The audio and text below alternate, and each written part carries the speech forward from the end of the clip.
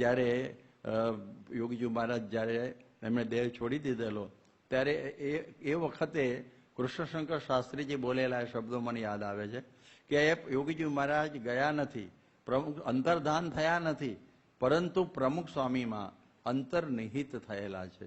એવી રીતે આજે પણ જોઈએ કે પ્રમુખ સ્વામી ગયા નથી, મહંત સ્વામીની અંદર અંતર્નિહિત થયેલા છે, એટલે કે એમાં આજે બિરાજ છે.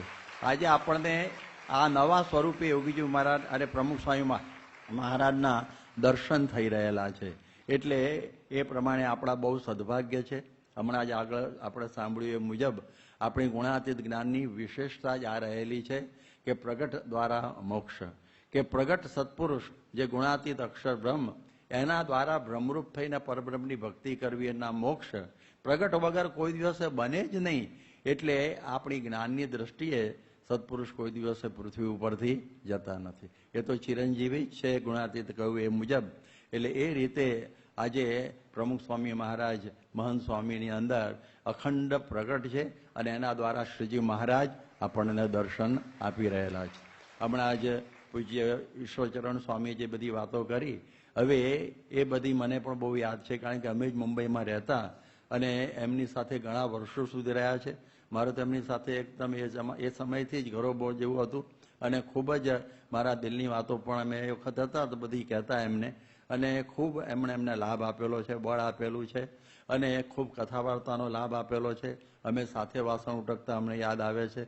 ત્યારે એ વખત અમને ખબર નહોતી કે આવું કંઈક આગળ થવાનું છે, પરંતુ એ સમયની અંદર અમારી સાથે બધી રીતે ભળી જતા. દિલ્હીની જમીન વખતે પણ હાર સરસ બનાવેલો.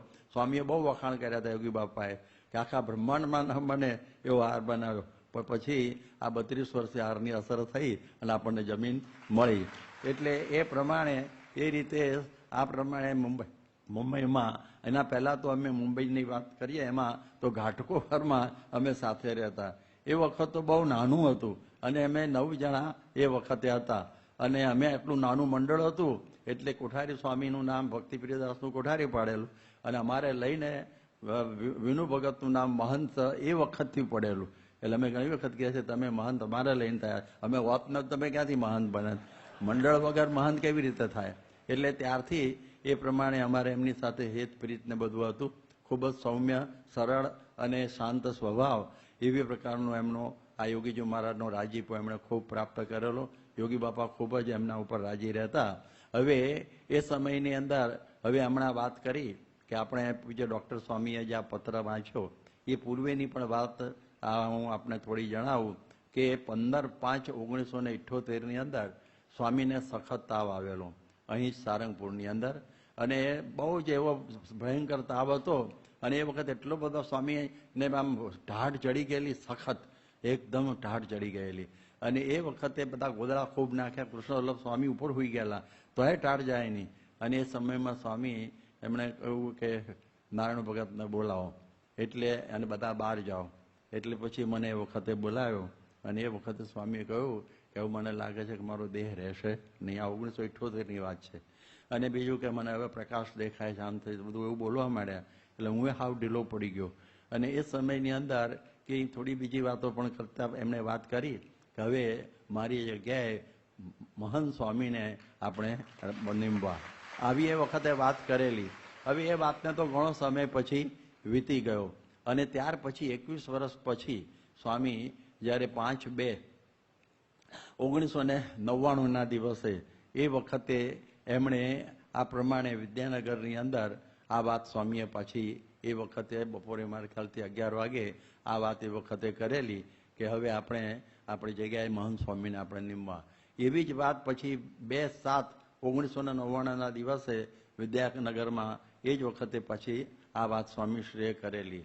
ત્યાર પછી આપણને 10/7/2012 એ વખતે તો ના અમે હતા, હા એ વખતે ઈશ્વરચરણ સ્વામી પણ અમારી સાથે હતા અને એ વખતે 2011 કે 12ની વચ્ચે અમે મુંબઈમાં હતા અને સ્વામી અમને બોલાવેલા. અને એ વખતે પણ સ્વામી કહે છે હવે મારું શરીર બહુ ખમે એવું રહેતું નથી તો આપણે આગળનો વિચાર ને બધું કરવાનું. અને એ વખતે પણ આ સૂચન એમણે કરેલું. અને ત્યાર પછી આજે 10ની વાત કરી કે 10/7/2012ની અંદર સ્વામીશ્રીએ એ વખતે અમદાવાદ મુંબઈમાં વાત કરી, પછી અમદાવાદની અંદર 13મી તારીખે 13/7/2012 એ વખતે સ્વામીએ પછી મારી ખ્યાલથી બંને 10 અને 13 બંને અમદાવાદમાં છે અને એ વખત અમે બંને જ હતા અને એ વખત અમને બોલાવીને પણ બહુ સ્પષ્ટતાથી આ બધી વાત કરેલી કે હવે મારી જગ્યાએ મહંત સ્વામીને આપણે નીમવા, એવી વાત આ વર્ષો પહેલા થયેલી. અને પછી આ 20/7નો આ પત્ર હમણાં ડૉક્ટર સ્વામી આપણને વાંચી સંભળાયો. એટલે આવા પૂર્વે એમની દ્રષ્ટિ, મારો કહેવાનો અર્થ એ છે કે પ્રમુખ સ્વામી મહારાજની દ્રષ્ટિ મહંત સ્વામી ઉપર બહુ પહેલાંથી જ હતી, એ આપણા આની ઉપરથી વાત ખબર પડે. એટલે આ રીતે આપણને આ સારામાં સારો લાભ અત્યારે પ્રાપ્ત થયો છે. એટલે હવે આપણે તો જોઈએ છીએ કે પ્રમુખ સ્વામી અત્યારે દેખાતા હવે તો આપણી સામે એક મૂર્તિ સ્વરૂપે અત્યારે આપણે જોઈએ છીએ, ત્યાં મૂર્તિ છે એમની, ત્યાં ટેન્ટની અંદર આપણને મૂર્તિના દર્શન થાય છે. એટલે એ રીતે આપણને છે. છતાં હું લગભગ 42 વર્ષથી સાથે ફરેલો, એટલે મને આ પ્રમાણે એમનું એક ઘેલું લાગેલું અને એનું આકર્ષણ વિશેષ રહે, સ્વાભાવિક છે. એટલે જેમ કહે છે કે હવે જ્યારે હયાતીના પિતાર્થે પ્રાણ ક્રંદતો સ્મૃતિઓ ઉભરી આવે વાત્સલ્ય પ્રતિમા તણી. અત્યારે બધા પ્રસંગો મને ઊંઘ જ નથી આ બધી 2 દિવસથી, અને એ બધા પ્રસંગો એ બધા યાદ આવ્યા કરે છે. મને કેટલું બધું હેત કરેલું છે, મારામાં કોઈ યોગ્યતા નહીં. ઘણા વર્તમાનમાં હું ઢીલો છું અને આ પ્રમાણે એવું હોવા છતાં પણ એક આવું મારા ઉપર હેત રાખતા એ મને પણ બહુ આશ્ચર્ય લાગે. અને ભલે હું એમના મારા હૃદયમાં ધારણ નથી કરી શક્યો, પણ એમના હૃદયમાં હું છું ને છું એવી મને પ્રતીતિ ખૂબ જ છે. અને એમ થાય કે સ્વામી આ પ્રમાણે મને યાદ કરે, જ્યારે જોઈએ ત્યારે રાજી થાય, બધા પ્રસંગોમાં સાથે રાખે, બધી જગ્યાએ અમે ભેગા ને ભેગા હોઈએ. જોવાનું હોય તો પણ બાજુમાં, મેં કેટલા વર્ષો સુધી એમના પગ દબાવવાની સેવા બાજુ ઉઠીને તરત જ કરતો. અને એ સમયની અંદર પધરામણીમાં ને બધે સાથે ને સાથે રહેતા. જૂના ઇતિહાસ મને બધા ઘણા કહ્યા છે, ઘણા બધા પ્રસંગો પણ એમના મને ખૂબ એમણે કહ્યા છે, જે મેં બધા લખી રાખ્યા છે વિચરણની અંદર 10 વર્ષના. એટલે આમ તો 42 વર્ષના, પણ 10 વર્ષનું મેં વિચરણ લખેલું છે. તો એ બધા પ્રસંગો એમાંથી આ પ્રાપ્ત થાય છે.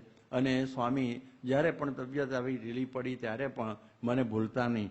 અને એ સમયની અંદર જ્યારે હું જય સ્વામિનારાયણ કહું તો તરત જ સ્વામી જવાબ આપે જ, આમ હોંકારો આપે, એવી પ્રકારનું સ્વામી હેતપ્રીત હંમેશા રાખતા અને આમ આનંદ થતો. અને આપણે જોઈએ કે જ્યારે ગઈકાલે જ્યારે સ્વામીશ્રી 4:30 થી 6ની અંદર જે એમનું જે 4:30 હૃદયનું તકલીફ થઈ ગઈ, હાર્ટ એટેક, અને પછી એને સરખું કરવા માટે ડૉક્ટરો અને બધા સેવક સંતોને બધા ખૂબ જ પ્રયત્નશીલ હતા. અને એ વખતે છેલ્લે જ્યારે એ પ્રમાણેનું હવે જોયું કે એમ કરતાં 6 વાગવા આવ્યા અને અમે જોયું કે હવે હું તો બહુ પાડું એમને જય સ્વામિનારાયણ તો દર વખતે જવાબ આપે. અને એ વખતે પછી 6 વાગે છેલ્લે જ્યારે યોગીચરણ સ્વામીએ જે હરિકૃષ્ણ મહારાજ એમના હૃદયમાં તો હંમેશા છે, પણ એમનું હૃદયની ઉપર પધરાવી દીધા. અને એ વખત મને એવું થઈ ગયું કે હું હરિકૃષ્ણ મહારાજને કહું કે તમે સ્વામીને કહો કે મને જય સ્વામિનારાયણ કહે. દર વખત કહો છો. અને એવી ભાવના થઈ ગઈ. એટલે એ પ્રમાણે આવું બધું યાદ આવી જાય છે ખૂબ બધું. અને આમ હજી તો આમ ચેન જેવું પડે નહીં, પરંતુ આપણા માટે સ્વામીએ મહંત સ્વામીને મૂકેલા છે. તો એમના દ્વારા મેં એમને જો સવારે વાત કરેલી કે એકાંતિક ધર્મ સિદ્ધ થાય.